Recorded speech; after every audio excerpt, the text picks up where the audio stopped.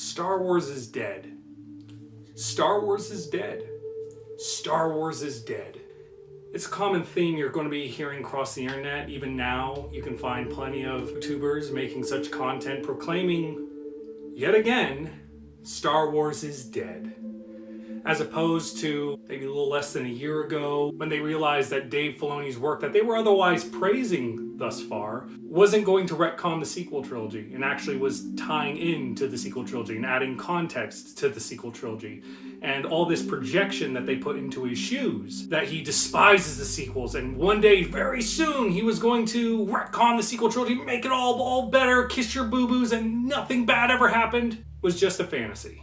And then when Star Wars was dead in 2019, at the conclusion of The Rise of Skywalker, just like Star Wars was dead in 2017 in the release of The Last Jedi, and in 2015 in the release of The Force Awakens. And it even all goes as far as Star Wars being dead in 2012 when Star Wars was sold off by Lucas to Disney. Even further by some, it's claimed Star Wars was dead all the way back in 1999. In the release of the Phantom Menace. So you'll have to forgive me if the term Star Wars is dead feels a little hollow and insincere at this point. But how did we come to this yet again? Well, very recently, George Lucas had actually stepped forward to both defend and praise Disney and Bob Iger's work. And now you have people like Doomcock and all of his followers pearl clutching that Lucas has betrayed the fandom. He's fallen to the dark side, which is a tad confusing for me because where were you these past few years when Lucas shook hands with Bob Iger in the promotion for The Galaxy's Edge, which only benefits Disney and Bob Iger? Were you asleep when he came to the set of The Mandalorian and helped with filming some of the shots, which only benefited Disney? But there was always excuses for that, right? Which is why only now, when Lucas all but has to hold your hand and spoon feed you that no, he doesn't have the problem that you thought he had with Disney and Bob Iger, it only now is, fuck you, George. And if we just turn back the hands of time for just a few years, I distinctly remember that when Bob Iger released a book showcasing and applauding his own vanity, at a certain point he does express that Lucas did at the time when he acquired Star Wars from Lucas, that Lucas felt put off, felt betrayed with the direction that they decided to take Star Wars. And oh, did the internet burn with rage for months. Of people shouting to the heavens, how could you do this, Disney? How could you betray Lucas like this? With so much concern, so much reverence for Lucas as an artist and his feelings and his opinion, that even to this day you can find snide little clips across YouTube of Lucas saying some offhanded thing that people can point to the sequel trilogy or Disney's handling of Star Wars and go, see, he hates Disney. He hates this new era of Star Wars. For me personally, I've always expressed that I don't hold anyone as an authority figure on any subject. Even people who are or were directly involved in the making of the art. Art is subjective. It doesn't matter to me if you can get virtually anybody to say that they hated any given piece of work. If I enjoyed it, I enjoyed it. Their opinion means absolutely nothing to me. I form my own opinion. Is it unfortunate that these people who are or were directly involved in the process didn't have the greatest time or had an absolute horrible time? Yes. And I've also expressed that if you're going to uphold someone as an authority figure for Star Wars and how it's being managed, and point to them and what they have to say in place of a representation of your argument because you don't want to articulate your feeling, then you have no place in criticizing them when they say something that you don't like, when they say or do something that you don't like. You don't get to just use them to validate your opinion and then say phooey to what they have to say when they disagree with you. And that is virtually what has happened with George Lucas, where it is now far more common knowledge that since Lucas has sold Star Wars, he's remained one of the biggest single shareholders in Disney stock, has had no problem with shaking hands with Bob Iger and promoting Disney-era Star Wars content, and has had no problem going to the sets of these Star Wars projects and pitching in. Of course, there is the other side of that coin. There is footage that you can find on the internet of Lucas expressing that he felt like he sold Star Wars to white slavers. I'm not saying there wasn't a point where Lucas probably felt sour about losing something that he spent his entire life building. and watching it go in a different direction than what he envisioned Star Wars going. It's perfectly normal, it's perfectly rational, perfectly reasonable. But to have people, and I use this word lightly, but white knighting in the defense of Lucas's feelings when at the time just had the context of, oh, Lucas felt betrayed. Fuck Disney. And you were so concerned for his opinion and his feelings and his perspective, only to say now, fuck you, George, when he expresses feelings that you disagree with, just in the realm of art. All you've now proven, it was never about George's feelings. It was never about any kind of respect for him as an artist or his perspective on how he felt his art was being treated. You just liked having dirt to throw at Disney and Bob Iger. But do you think these people ever reflect on the ever-changing opinions of these people that they uphold as these authority figures, where their word is law and it cannot be questioned under any reason up until they say something that these people don't like? No, because it's not about that. It's never about that. It's never about the new opinions. It's always the initial one. It's like what they do with Mark Hamill, where you can find recordings of him being critical of the sequel trilogy or Disney's handling of Star Wars. But when you present those same people with him stating that he hates it when people use his opinion to justify their prejudice, that's conveniently ignored. Just like when he now states that he's changed his perspective on the sequel trilogy and doesn't hate them, or have any real beef with Rian Johnson or the other creators of the sequel trilogy. That's conveniently ignored. Yes, there was a time where Lucas came forward and said that he believes he sold Star Wars to white slavers. Absolutely. Today, just like on multiple other occasions, he has shook hands with Disney, shook hands with Bob Iger, and has continued ever since to be the single largest shareholder of Disney stock. And because we're mostly left in the dark, because we can't see all the ins and outs of the behind the scenes of what goes on with these people, a part of that world, we do have to make educated guesses at time. Sure. Personally, I've always played by Occam's razor. The simplest answer is usually the correct answer. And you tell me which is the simpler answer. That, oh, Lucas is playing this 8D chess with Disney behind the scenes. There's all this blackmailing and double dealing under the table that's going on. Everyone's got dirt on everyone because they all secretly hate the sequel trilogy. And soon they're going to create this elaborate, complicated world between worlds events that's going to retcon everything that we've always hated. And everything's going to go back to normal. And Lucas is just going to take back control of Star Wars. It's all going to be happily ever after. Or Lucas had initial distaste with Disney and Bob Iger because he is an artist, and it's probably hard for an artist to give up a creation that they've worked their entire lives on, that they are worldwide known for having created, and having to watch it go in a direction he didn't necessarily intend. But the idea that Lucas has bent the knee to Disney, has sided with his abusers, the idea that he's held on to that animosity this entire time. Is it him that hates Disney, that hates Bob Iger, or is it you that you are projecting into his shoe? Is it more realistic that Lucas is doing all this 8D chess behind the scenes, or is it you?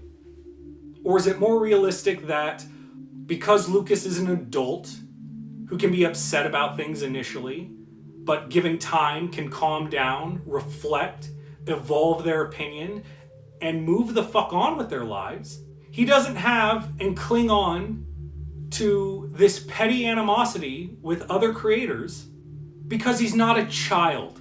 But if you point all that out, then they just say, oh, well, he was just bought and paid for. Well, if he was bought and paid for, why should I respect what he has to say in any regard? Because if he can be bought and paid for, it means he cares more about the money or his career than the integrity of the story. And then these people get mad because now they have nothing to work with. They have no way of justifying their anger and utilizing these people's words to justify that anger because their integrity is now in question. Logically, if you force them to keep consistent with their own logic.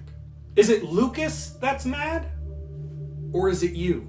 Because time and time again, it seems as though all of these so-called would-be heroes and saviors of Star Wars, of the franchise, that are all going to make everything bad go away and everything's going to go back to normal and you'll be a 12-year-old kid again, always turns out to go a different direction than what you were expecting and not in the way that you wanted.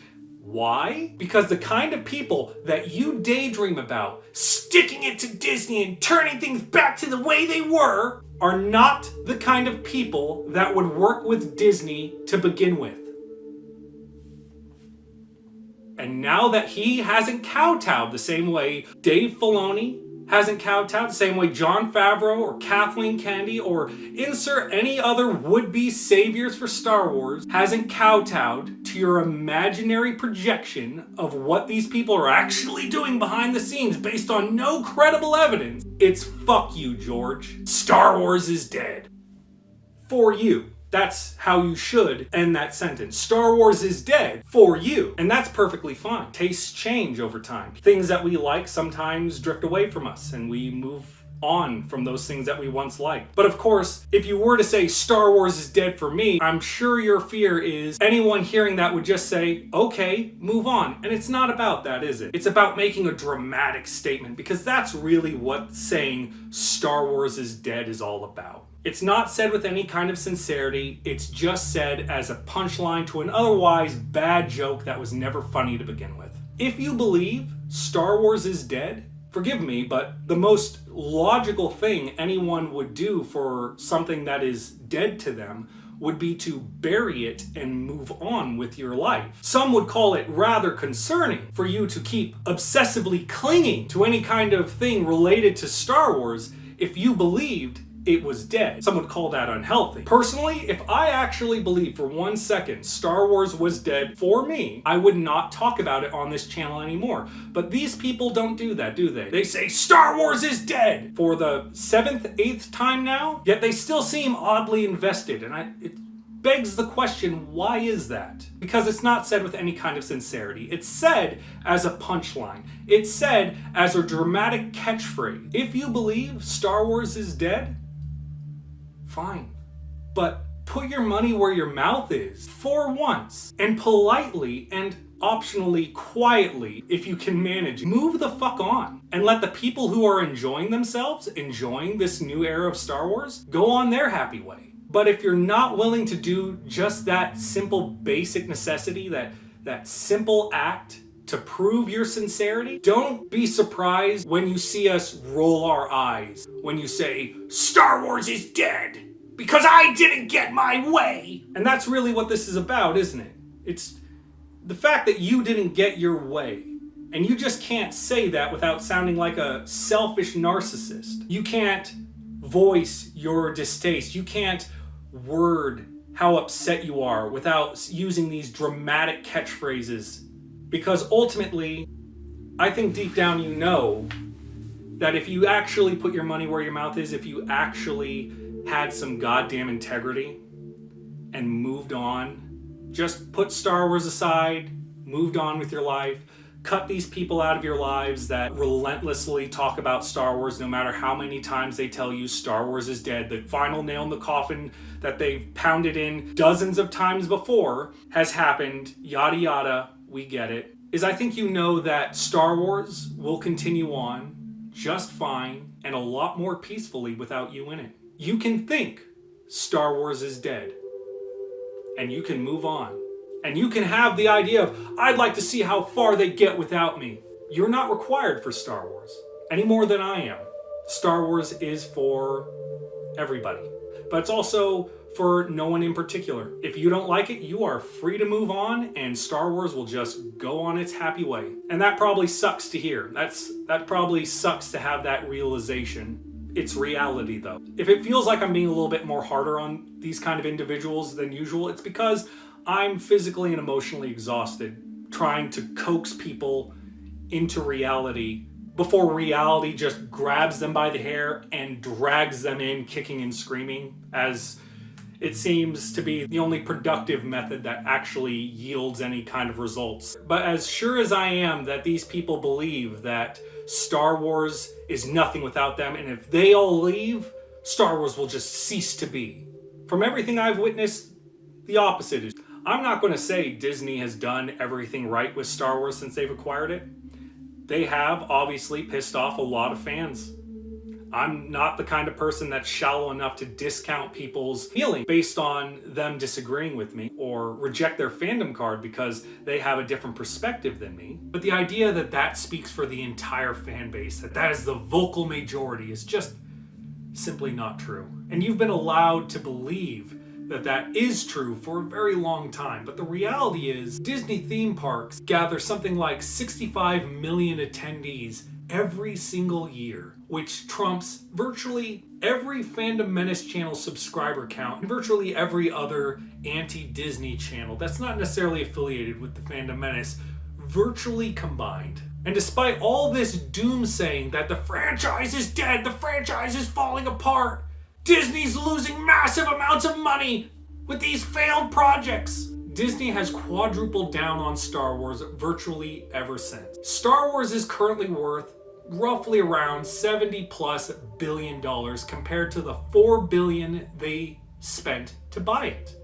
And virtually every single year has been a record-breaking year for their profits. And aside from a select few outliers, they are only able to achieve that because what they're doing works. Even just putting aside those casual fans that make up the difference, there are still plenty of passionate fans that may not agree with every single thing that Disney's done with Star Wars since acquiring it, but still hold Star Wars in their heart. Still believe in their hearts Star Wars is alive and well, and in some cases better than ever. It's really just a matter of perspective on whether or not Star Wars is dead. It varies from person to person. I can just promise you, nay, guarantee you, that it is not dead to most of the world, regardless of what the dramatic few would have you believe. And comparatively, we have seen what true incompetence and mismanagement causes for a franchise. And whether you want to acknowledge it or not, those things just simply have not happened for Star Wars under Disney's management. But despite all that anger and all the backlash and all the screaming that Star Wars is dead, and sure, you can find plenty of people in large quantities who are willing to shout that to the heavens, but you can also find just as many people who, despite not getting their way, who maybe hate all the things that Disney has done with Star Wars since they've acquired it, still love it with a passion because Star Wars isn't actually dead for them. Because I think only truly shallow-minded people could actually believe an idea like Star Wars can be killed. I was fooled once into thinking otherwise, and it ruined my experiences for the prequel trilogy, and it's taken half a lifetime to recover from that kind of poison. Because at the end of the day, it has nothing to do with the distaste I have acquired for certain things. It has more to do with my at-the-moment experience. For example, with the prequel trilogy, I loved them as a child. I played with my Star Wars toys, I recreated scenes from the movies over and over again, and had an absolute blast as a child. Then as I got older and had certain things pointed out to me at the wrong time, it did ruin my experience of those films, and I cannot watch them anymore without being hypercritical of them. At the time, before the sequel trilogy came out, do you think I thought Star Wars was dead? No. Even if at the time I absolutely hated the guts of the prequel trilogy, Star Wars was always alive to me. It didn't matter if I disliked the latest form it came in. And it doesn't take away from the experiences I had as a child. My childhood was never ruined because I'm not that shallow-minded of a person who thinks because now as a grumpy old adult, I can see flaws in things, it ruins what came before. If that's what you want to believe, it's going to be a long road of recovery for you. I can guarantee you that. And the best possible thing you can do, if you actually believe what you believe actually believe Star Wars is dead, move on. It's okay. Star Wars will be here when you get back. Like every other time.